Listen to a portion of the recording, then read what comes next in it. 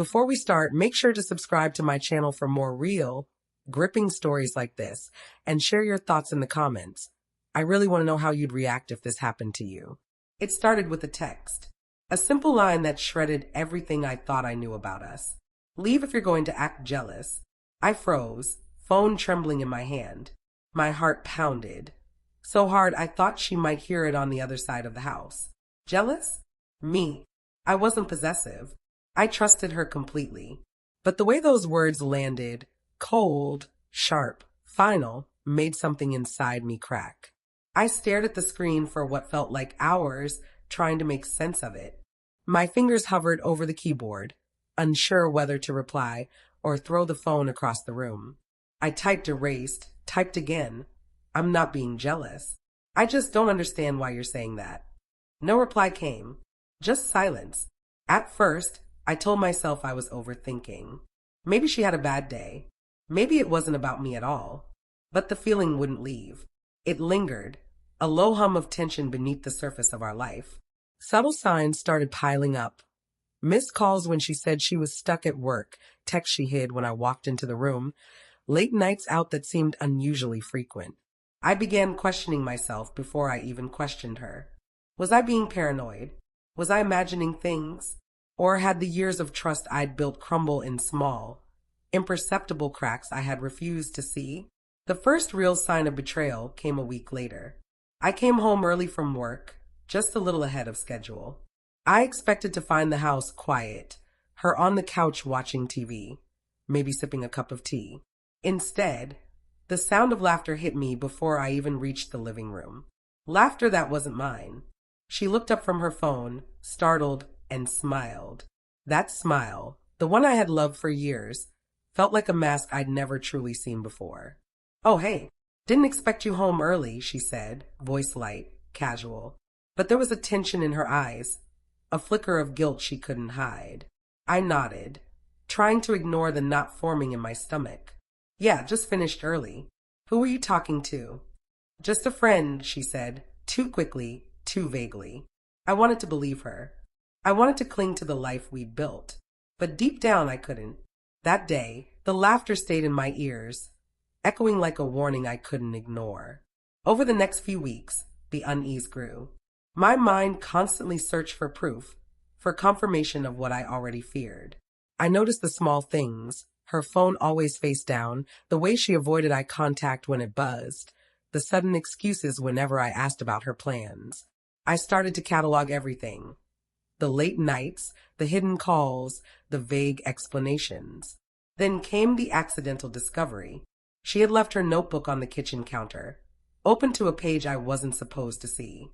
Names, numbers, snippets of conversations, words that belonged to someone else, someone who wasn't me. My chest tightened as I read, each line twisting like a knife. I didn't know whether to confront her or crumble into the floor right there. I confronted her gently at first. "Who's this?" I asked, holding up the notebook, trying to keep my voice calm. "Oh, that's just someone from work," she said, dismissive. "Really? Because it looks like more than that. There are messages here, things you're hiding," I said, my voice trembling. She sighed, rolling her eyes, almost irritated. "I told you, stop being jealous. If you're going to act jealous every time I go out, just leave." It was like being punched in the chest. Not anger, not confusion, just the unbearable weight of finality. The person I trusted, the woman I had spent years building a life with, was telling me I was disposable. My love didn't matter. My presence didn't matter. After that night, our home felt like a stranger's house. I remembered everything. Small moments that once brought joy now cut like shards of glass. The way she laughed across the kitchen table. The way she rested her head on my shoulder. All of it felt like a lie, or at least like it had been borrowed and returned carelessly without thought to my feelings. I tried to talk to her one last time. "Why? Why is this happening? What did I do wrong?" I asked, voice breaking. She looked at me like I had asked a question she couldn't be bothered to answer. "It's not about you. I just need space. I'm not happy and I can't deal with your jealousy." The words hit harder than anything else. It wasn't the affair I felt. The betrayal was complete even without that confirmation. It was the absence of remorse, the refusal to acknowledge the life we'd shared. I left that night, not in anger, not in a dramatic rush, but quietly. I packed what I could carry, letting the rest stay behind. A life that no longer belonged to me. Walking away hurt more than I could have imagined. It was a wound that wouldn't close quickly, a mixture of grief, anger, and relief tangled together in an impossible knot. Months later, I look back and I see the lessons clearly. Betrayal is quiet, subtle, and relentless. It doesn't announce itself with fanfare. It creeps in through late nights, hidden messages, and half-truths. And when it finally appears, it isn't just the other person who hurts you.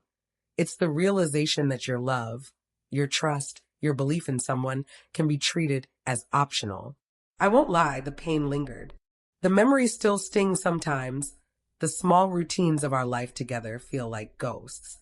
But I've learned to forgive myself for trusting, and more importantly, I've learned to respect myself enough not to stay in a place where I'm considered disposable. If there's a takeaway from my story, it's this. Love alone isn't enough. Trust is sacred, and once it shatters, no amount of love can put it back together. Walking away doesn't mean you didn't love. Sometimes it means you loved yourself enough to leave. Now I've begun to rebuild, slowly. Not with bitterness, but with clarity.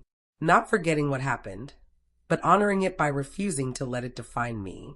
I've learned that my worth isn't tied to someone else's choices, and that the hardest, most painful decisions are often the ones that lead to the strongest forms of freedom.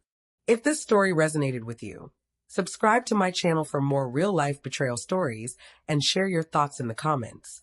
I want to know, would you have stayed or walked away? How would you have handled someone saying those words to you?